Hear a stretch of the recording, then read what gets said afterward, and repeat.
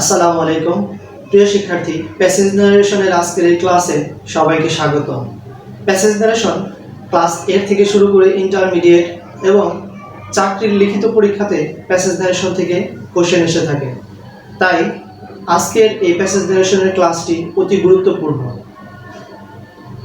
আশা করি মনোযোগ সহকারে শুরু থেকে শেষ পর্যন্ত ভিডিওটি দেখলে প্যাসেজ নারেশনে তুমিও এরপর থেকে ভালো মার্ক পাবে। প্যাসেজ নারেশনের পূর্বে আমাদের সেন্টেন্স নারেশনের কিছু ভিডিও রয়েছে। যদি তুমি সেন্টেন্স নারেশনের ভিডিওগুলো না দেখে থাকো তাহলে উপরের আইকনটি ক্লিক করে সেন্টেন্স নারেশনের নিয়মগুলো দেখে আসতে পারো। সেন্টেন্স নারেশনের নিয়মগুলো জানা থাকলে প্যাসেজ নারেশন বোঝা অনেক বেশি সহজ হয়ে যাবে। প্যাসেজ নারেশনের ক্ষেত্রে কোশ্চেনে একটি প্যাসেজ দেওয়া থাকে এবং সেটা থেকে আমাদের আনসার লিখতে হয়। প্যাসেজ নারেশনে সকল ধরনের সেন্টেন্স নারেশন মিলিয়ে থাকতে পারে। আমরা প্যাসেজ নারেশনের উপর 7টি রুলস দেখব। এই 7টি রুলসের মাধ্যমে সকল ধরনের প্যাসেজ নারেশন আমরা সলভ করতে পারবো। এই 7টি নিয়ম যদি তোমার জানা থাকে তাহলে তুমি সকল ধরনের প্যাসেজ নারেশনের আনসার করতে পারবে। রুলস অফ প্যাসেজ নারেশন: পরপর অ্যাসার্টিভ সেন্টেন্স থাকলে রিপোর্টিং ভার্ব হিসাবে told, added, also added, again added, further added, etc. ব্যবহৃত হবে। পরপর ইন্টারগেটিভ সেন্টেন্স থাকলে রিপোর্টিং ভার্ব হিসাবে asked, also asked, again asked, further asked, etc. ব্যবহৃত হবে।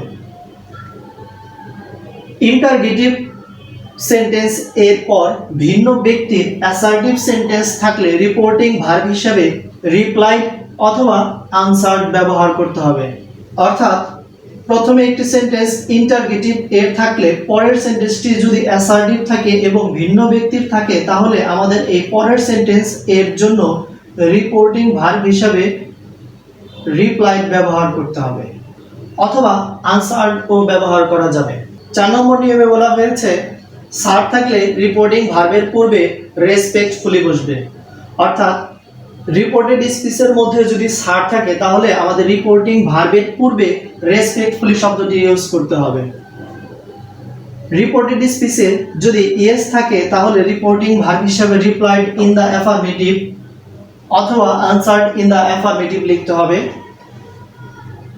রুলস নাম্বার 6: রিপোর্টেড স্পিচের মধ্যে নো থাকলে রিপোর্টিং ভার্ব হিসাবে রিপ্লাইড ইন দ্য অ্যাফার্মেটিভ ব্যবহার করতে হবে। এরপর নাম্বার 7 নম্বর নিয়মটি হচ্ছে অন্যান্য নিয়ম সেন্টেন্স ন্যারেশনের মতো, অর্থাৎ অ্যাসার্টিভ, ইন্টারগেটিভ, ইম্পারেটিভ, অবজেক্টিভ এবং এক্সক্লামেটরি সেন্টেন্সে রিপোর্টিং ভার্ব হিসেবে আমরা কি ব্যবহার করেছি এবং কানেক্টর বা লিঙ্কার হিসেবে আমরা কি ব্যবহার করেছি সেগুলো আমাদের জানতে হবে। প্রোনাউন পরিবর্তন, ভার্ব পরিবর্তন এবং কিছু ওয়ার্ড রয়েছে সেগুলো আমাদের পরিবর্তন করতে হবে। এগুলো সব পরিবর্তন হবে সেন্টেন্স ন্যারেশন এর নিয়ম অনুসারে। তুমি চাইলে ভিডিওটি পজ করে নিয়মগুলো তুমি লিখে রাখতে পারো খাতায়, যাতে করে পরবর্তীতে তোমার প্যাসেজ ন্যারেশন করার সময় আরো বেশি সুবিধা হয়। আমরা এই 7টি নিয়ম অনুসারে এখন প্যাসেজ ন্যারেশন বা চেঞ্জিং স্পিচ এর এক্সাম্পল দেখব। আমরা বোর্ডে একটি প্যাসেজ ন্যারেশন লিখেছি। এই প্যাসেজ ন্যারেশনটি এই 7টি নিয়মের আলোকে সলভ করার চেষ্টা করব। প্যাসেজ ন্যারেশন সলভ করার ক্ষেত্রে আমাদের যে বিষয়টি লক্ষ্য রাখতে হবে সেটি হচ্ছে রিপোর্টেড স্পিচটি কোন ধরনের সেন্টেন্স এবং রিপোর্টেড স্পিচটির বক্তাকে, সেই বিষয়গুলো আমাদের খুব মনোযোগ সহকারে খেয়াল রাখতে হবে। The old man said, comma inverted comma শুরু, can you give me some food? প্রশ্নবোধক চিহ্ন রয়েছে কিন্তু ইনভার্টেড কমা শেষ হয়নি। I have been starving for 3 days, full stop এবং ইনভার্টেড কমা এর মাধ্যমে সেন্টেন্সটি শেষ হয়েছে। আমরা দেখলাম ইনভার্টেড কমা শুরু হয়েছে ক্যান এর থেকে এবং শেষ হয়েছে days.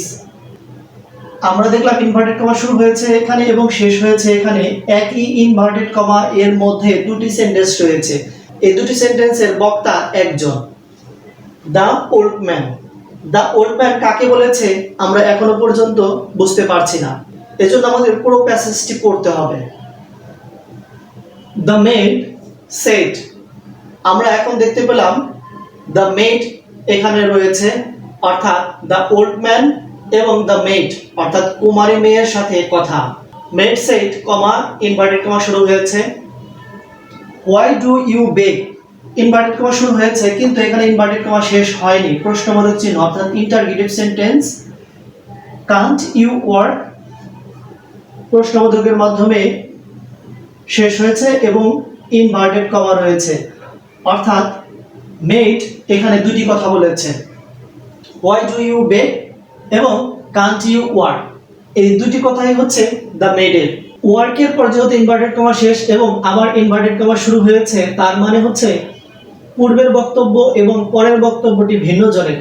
No I am unable to work, এই কথাটা হচ্ছে ভিন্ন জনের, তার মানে হচ্ছে দ্য ওল্ড ম্যানের, এবং শেষে দেওয়া আছে রিপ্লাই দ্য ওল্ড ম্যান। আমরা জানলাম প্যাসেজটি দুইজনের মধ্যে কথোপকথন হয়েছে, the old man and the made, এবং একই ইনভার্টেড কমাস এর মধ্যে একাধিক সেন্টেন্স রয়েছে। আমরা এখন 7টি নিয়মের মাধ্যমে এটি সলভ করার চেষ্টা করব। রিপোর্টিং ভার্বের অংশ যেখানেই থাকুক না কেন, আমাদের রিপোর্টেড স্পিচের পূর্বে রিপোর্টিং ভার্বের অংশটা আমাদের সাজাতে হবে। দ্য ওল্ড ম্যান সেড, লিখবো আমরা দ্য ওল্ড ম্যান। আমাদের দেখতে হবে রিপোর্টেড স্পিচটি কোন ধরনের sentence. Can you give me some food, শেষে প্রশ্নবোধক চিহ্ন রয়েছে, অতএব সেন্টেন্সটি ইন্টারগেটিভ সেন্টেন্স। আমরা সেন্টেন্স ন্যারেশনে জেনেছি ইন্টারগেটিভ সেন্টেন্সে রিপোর্টিং ভার্ব হিসেবে সেড টুর পরিবর্তে আস্ক ব্যবহার করতে হয়, তাই আমরা ব্যবহার করব আস্ক। আস্ক হচ্ছে ট্রান্সিটিভ ভার্ব, এরপর আমাদের অবজেক্ট ব্যবহার করতে হবে। যদিও এই সেন্টেন্সের শুরুর দিকে অবজেক্ট নেই, কিন্তু আমরা দেখতে পাচ্ছি দ্য ওল্ড ম্যান কথা বলছে, কথা কাকে বলছে? দ্য মেডকে। আমাদের অবজেক্ট হিসেবে লিখতে হবে the made.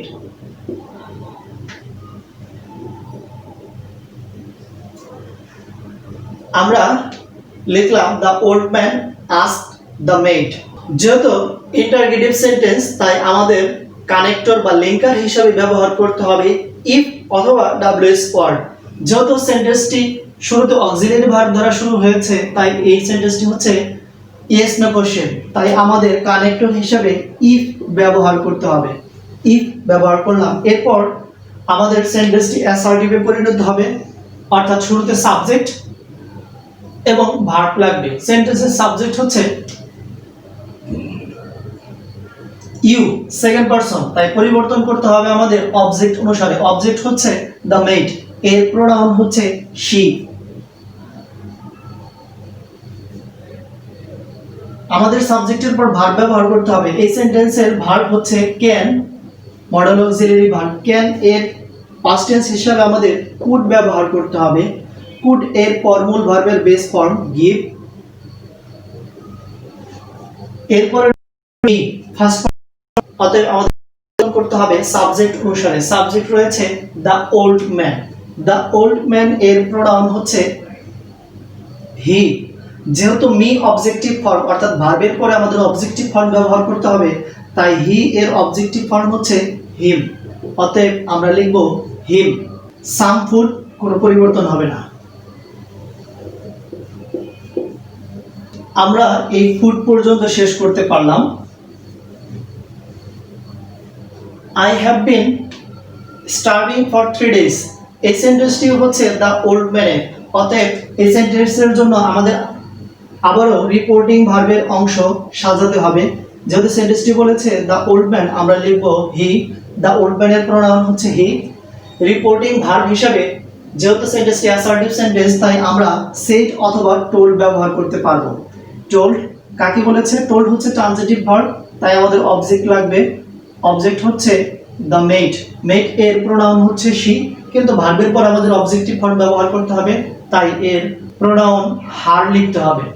I have been starving for 3 days সেন্টেন্সটি অ্যাসার্টিভ সেন্টেন্স, অতএব আমাদের কানেক্টর হিসাবে বা লিঙ্কার হিসাবে ব্যবহার করতে হবে দ্যাট, কারণ অ্যাসার্টিভ সেন্টেন্সে লিঙ্কার হিসাবে দ্যাট বসে। দ্যাট এর পর আমাদের সাবজেক্ট এবং ভার্ব লাগবে। সেন্টেন্সের সাবজেক্ট হচ্ছে আই, ফার্স্ট পারসন, পরিবর্তন করতে হবে আমাদের সাবজেক্ট অনুসারে। সাবজেক্ট হচ্ছে হি, অতএব আমরা লিখব হি। হ্যাভ ভার্ব 1 থাকলে আমরা জানি ভার্ব 2, অর্থাৎ হ্যাভ হ্যাজ থাকলে আমাদের হ্যাড লিখতে হবে, had been starving for 3 days। আমাদের এই ডেজ পর্যন্ত কমপ্লিট করতে পারলাম। এরপরে বলেছে the maid said comma inverted comma what do you beg, এর সেন্টেন্সটি হচ্ছে দ্য মেডের, অতএব আমাদের রিপোর্টিং ভার্বের অংশটা সাজাতে হবে দ্য মেড।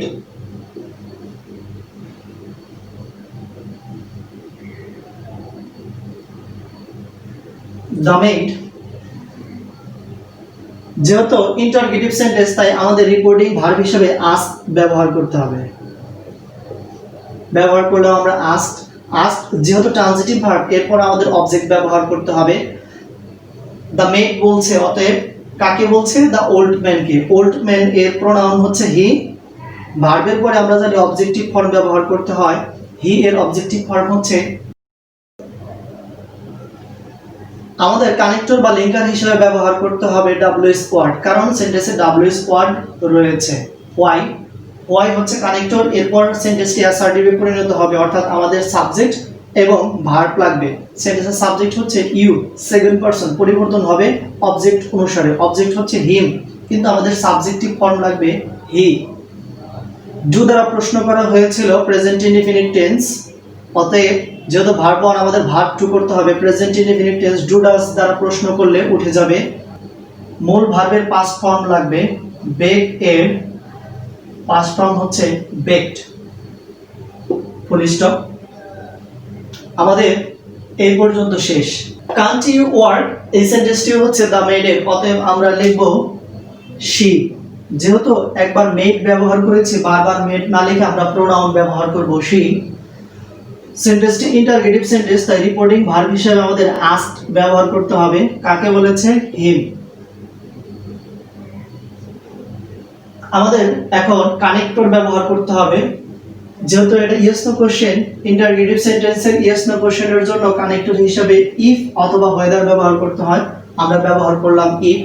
সেন্টেন্সটি অ্যাসার্টিভে পরিণত হবে, আমাদের সাবজেক্ট এবং ভার্ব ব্যবহার করতে হবে। এখন সেন্টেন্সের সাবজেক্ট হচ্ছে ইউ, সেকেন্ড পারসন, পরিবর্তন হবে অবজেক্ট অনুসারে।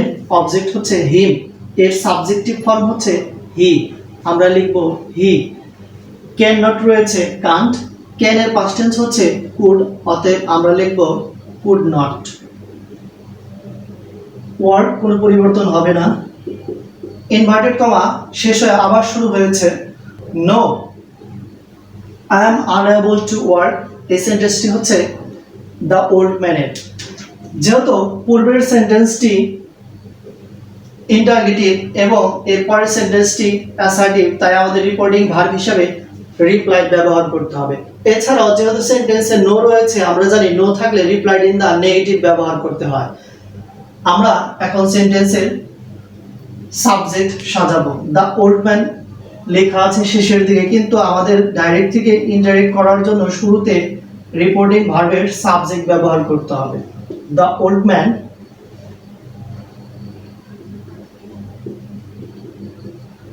replied in the negative। no এর জন্য replied in the negative আমরা ব্যবহার করলাম I am unable to work, যেহেতু assertive sentence, তাই আমরা and said that লিখতে পারি।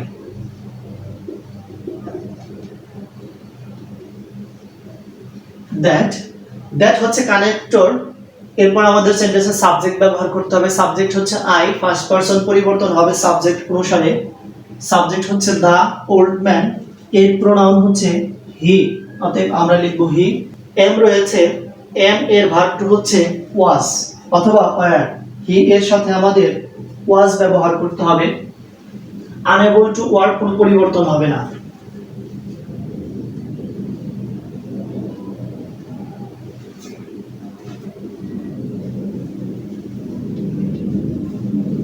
এই ছিল উপরের প্যাসেজ ন্যারেশনের আনসার। আশা করি তোমরা ভিডিওটি বুঝতে পেরেছো।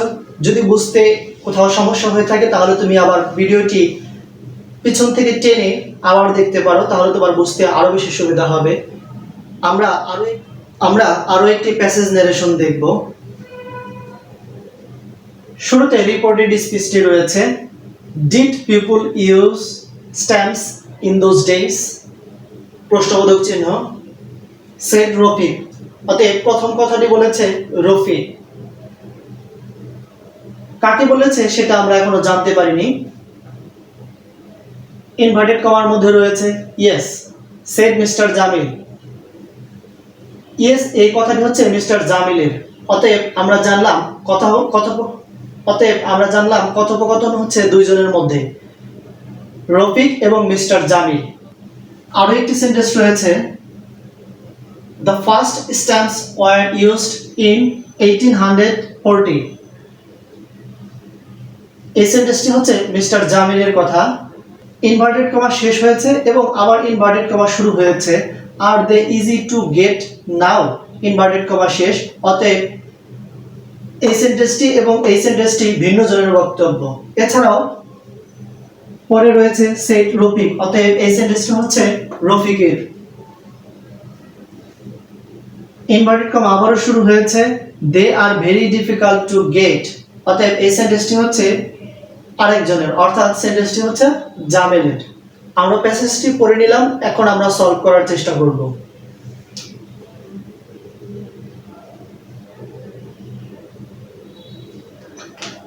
এই সেন্টেন্সের শুরুতে রিপোর্টেড স্পিচ রয়েছে, কিন্তু আমাদের ডিরেক্ট থেকে ইনডাইরেক্ট করার জন্য রিপোর্টিং ভার্বের অংশ অবশ্যই আমাদের আগে লিখতে হবে। অতএব সেন্টেন্সটি বলেছে রফিক, সেন্টেন্সের শুরুতে লিখব রফিক। রিপোর্টিং ভার্ব হিসেবে আমাদের সেটুর পরিবর্তে আস্ক লিখতে হবে, কারণ সেন্টেন্সটি ইন্টারগেটিভ সেন্টেন্স। আস্ক কাকে বলেছে? আস্ক হচ্ছে ট্রানজিটিভ ভার্ব, অতএব এরপর আমাদের অবজেক্ট ব্যবহার করতে হবে। কথোপকথন হচ্ছে রফিক এবং মিস্টার জামিলের সাথে, অতএব রফিক বলেছে mister জামিলকে।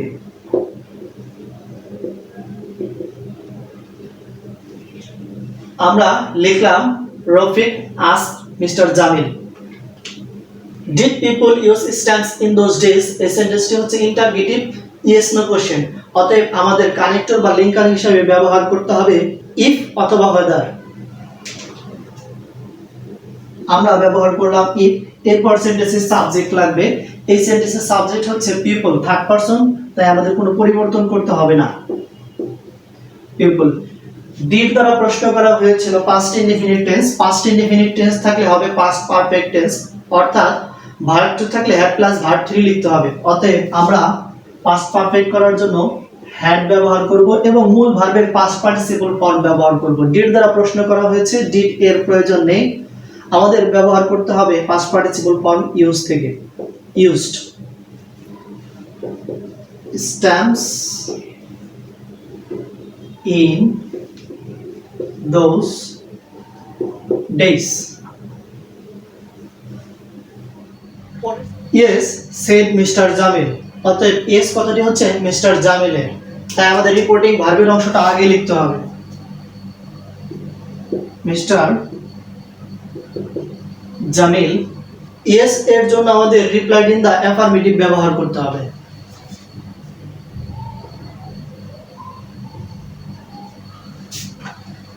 replied in the affirmative. The first stamps were used in 1840. এই সেন্টেন্সটি হচ্ছে মিস্টার জামিলের, অতএব আমরা and said দ্বারা এই সেন্টেন্সটি যুক্ত করে দেব।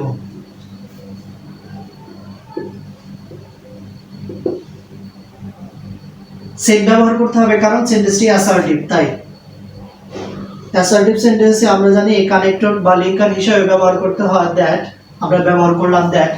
দ্যাট এর পর আমাদের সেন্টেন্সের সাবজেক্ট এবং ভার্ব লাগবে। সেন্টেন্সের সাবজেক্ট হচ্ছে দ্য ফার্স্ট স্ট্যাম্পস।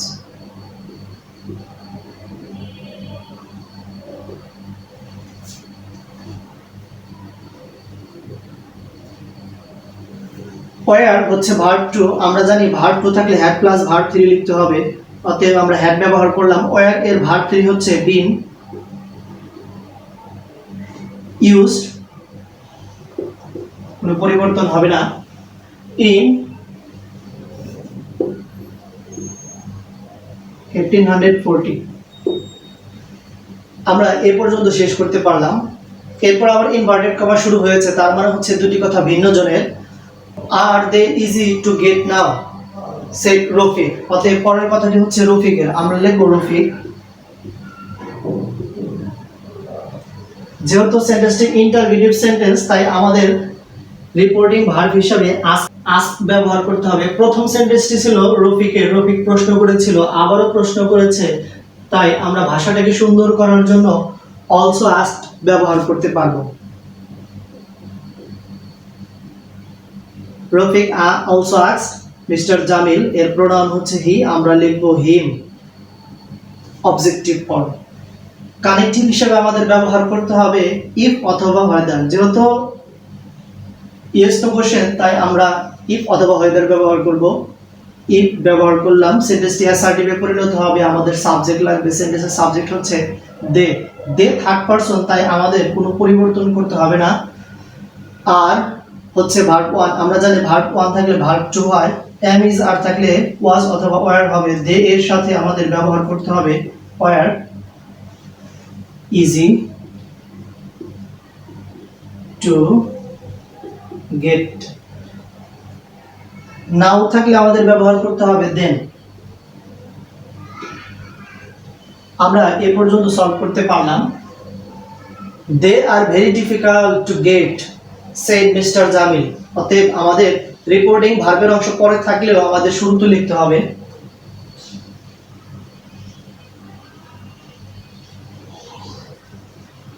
মিস্টার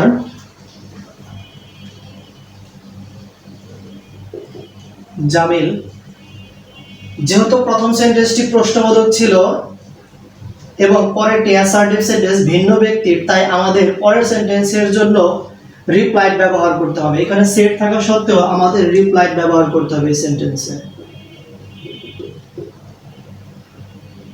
প্রথম সেন্টেন্সটি ইন্টারগেটিভ ছিল এবং পরেরটি অ্যাসার্টিভ সেন্টেন্স ভিন্ন আরেকজনের, অতএব আমাদের সেট টুর পরিবর্তে রিপোর্টিং ভার্ব হিসেবে রিপ্লাইড ব্যবহার করতে হয়েছে। অতএব আমরা ব্যবহার করলাম রিপ্লাইড। যেহেতু অ্যাসার্টিভ সেন্টেন্স, কানেক্টিভ হিসেবে আমাদের দ্যাট ব্যবহার করতে হবে, আমরা ব্যবহার করলাম দ্যাট। দ্যাট এর পর সেন্টেন্সের সাবজেক্ট এবং ভার্ব লাগবে। সেন্টেন্সের সাবজেক্ট হচ্ছে দে, থার্ড পারসন, কোনো পরিবর্তন করতে হবে না, দে। আর রয়েছে আর যেহেতু ভার্ব ওয়ান, অতএব আমাদের ভার্ব টু ব্যবহার করতে হবে। এমিজারের ভার্ব টু হচ্ছে ওয়াজ অথবা ওয়ার, দে এর সাথে ওয়ার ব্যবহার করতে হবে। Very difficult to gate.